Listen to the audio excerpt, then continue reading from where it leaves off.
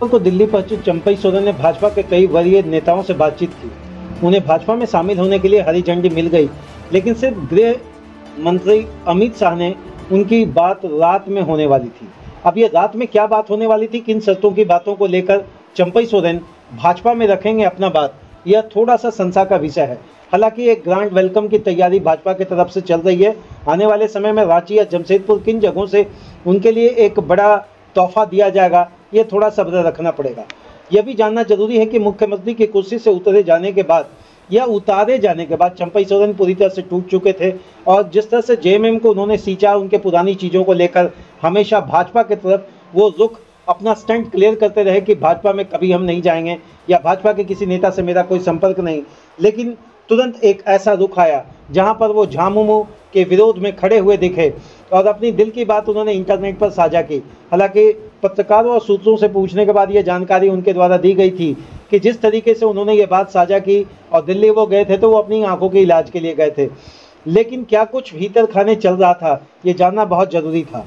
झामुमो से किनारा होने के बाद चंपई सोरेन अपनी शर्तों पर भाजपा का दामन थामने वाले थे। इसके लिए अब तक 2 बार वो दिल्ली का चक्कर भी लगा चुके थे। सोमवार की सुबह जब 11:15 बजे दिल्ली एयरपोर्ट पर वो उतरे तो विधायक प्रतिनिधि सनद आचार्य और उनके बेटे के साथ अन्य 3 लोग भी उनके साथ थे।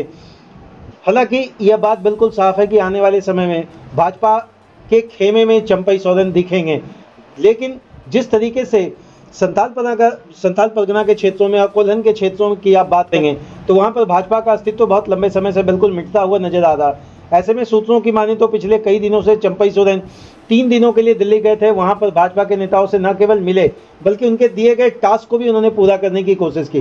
कोल्हन में धूम है उनका, कोल्हन में उनके समर्थक उनको बहुत नज़दीकी से समझते हैं और उनकी नब्ज को टटोलते हुए अंततः सैकड़ों की भीड़ में उन्होंने अब यह मन मना लिया है कि इधर कोल्हन में चंपई सोरेन अपने कार्यक्रम को कर रहे थे, उधर दिल्ली में बैठे भाजपा के वरीय नेता के दिए गए आदेश का पालन करते हुए उन्होंने बहुत कम समय में भाजपा की ओर संकेत करने का रुख साफ कर दिया गया। अब क्या कुछ यहाँ की राजनीति में होने वाला है ये तो तय है, लेकिन इतना आप दिमाग में डाल लें कि 2024 का विधानसभा का समीकरण में आदिवासियों का समीकरण का एक बड़ा जमावड़ा अब भाजपा के खेमे में दिखेगा।